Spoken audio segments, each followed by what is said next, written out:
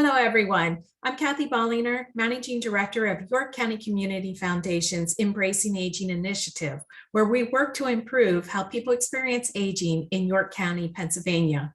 One of the ways we do that is by asking people to come on and share ways that they are embracing growing older, share their tips and ideas for defying aging stereotypes, or maybe addressing some topics that we might not want to think about as we age. And today's guest is going to be doing that for us. It's Dee Baker. Hi, Dee. Welcome. Hi, Cathy. Good to be here with you. Thank you so much for joining us today. And Dee, as I mentioned, you're going to be sharing something, a tip that you have that was helpful to you and your family about growing older that sometimes people don't even want to think about. Can you share? Yes, absolutely. I just have to share first that, we're talking about advanced care planning. And in order to do that, we have to think about our own death. And that is very hard for people to get their arms around, their head around. And unfortunately, I had an experience that has kind of put that front and center for me. In 2009, I lost my 19-year-old son in a car accident. And so death has been something that I've had to deal with and go through that grief. But I think in some ways that it helped me kind of be able to face this issue. I think about my mom. She passed away 5 years ago. And I remember when my daughter was born about 20 years ago, my mom and we were on vacation with my family. And she said, I hope that I have 10 good years with Abby. And at that point, she was in her mid 70s. And that was the first time that death was ever mentioned, I think, between her and I. And it really kind of shocked me, but it opened up a conversation that she and I continued to have about what her wishes were. She wanted to be cremated, which I never knew. And she had decided that when she wasn't able to make medical decisions for herself, she wanted me to be the daughter that did that.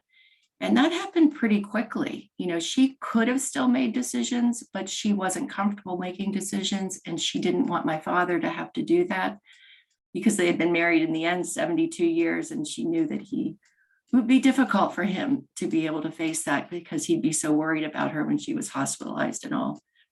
And so that really opened up that dialogue in my family. And it helped the process that when mom did reach the end of her life and she was in hospice care, it was a time of peace and of acceptance. And we were able to just really focus on being together and sharing memories and being a family.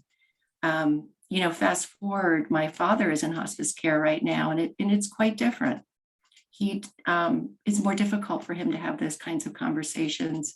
He has all of his daughters managing his medical care, which is a decision that everybody can make, but it's a little bit more difficult when 3 people are making a decision versus 1.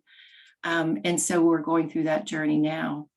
One of the things that I decided after mom's passing was I now work for hospice and community care and am involved in Your Life, Your Wishes. And it's so important to be able to realize that death is part of life and that death can be a real quality part of life if we've got the support that we need, if we've prepared, if we've planned, and if we've really faced it, and if we've included our family in it. I'm currently having those conversations with my kids. I know who I want to handle my finances. And I want him to be prepared to do it. And I want him to know where things are and what my wishes are around where I want my money to go and who I want it to benefit, kids, grandchildren, charities. And I know who I want to manage my medical care because that person, my son, has a lot of compassion and I can talk to him about what I want.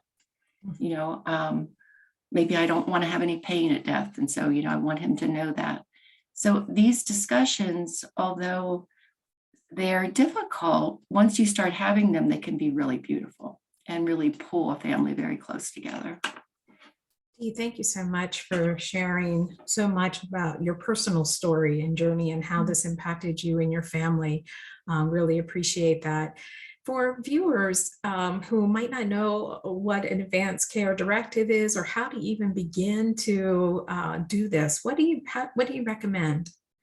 You know, there is a pamphlet that you can get from Your Life, Your Wishes, from Hospice, from WellSpan, that's called 5 Wishes. And it's just a little booklet, and it goes down and asks you, it tells you what the kinds of things to be thinking about. Who do you want to handle your medical care when you're not able to?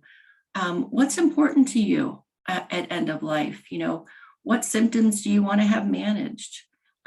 Where do you want to be at end of life? You know, do you want to stay in your home?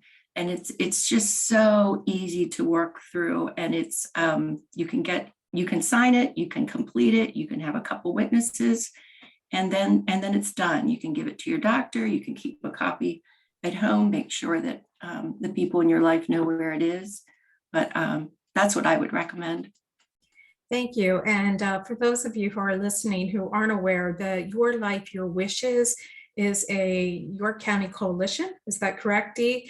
And they do a lot of educational sessions out in the community. So if you'd like to learn more about them and get connected with them, I think they're on Facebook. Is that correct, Dee? Yes, yes. And you can also Google them, and there's a website that you can go to as well. Thank you so much. One final question. You know, there's a lot of stigma, and I think that your story helped us all understand the importance of being proactive and creating these plans. But there's a lot of stigma around doing so, and a lot of fear about, you know, and we don't want to be thinking about our mortality, and therefore we physically and psychologically distance ourselves from thinking about it. So any final tips or things that you'd like to share to people who might find a stigma on this topic and help them reduce their fear about doing so? Well, I think that we have fear about it because we weren't brought up talking about it. It's kind of taboo in our society. So I think that, you know, with anything, the hardest thing is to that first conversation. But as you break through and make that first conversation, it's something, as I said, that can be really beautiful. And I think that we're only stressed about it when we keep it a secret and not share it with our loved ones. Oh, very good tips and advice, Dee. Thank you so very much for sharing. And to all of you who are listening, we thank you for sharing your time with us. To learn more about embracing aging, visit embracingaging.org. Thank you, Dee, so much. Thank you.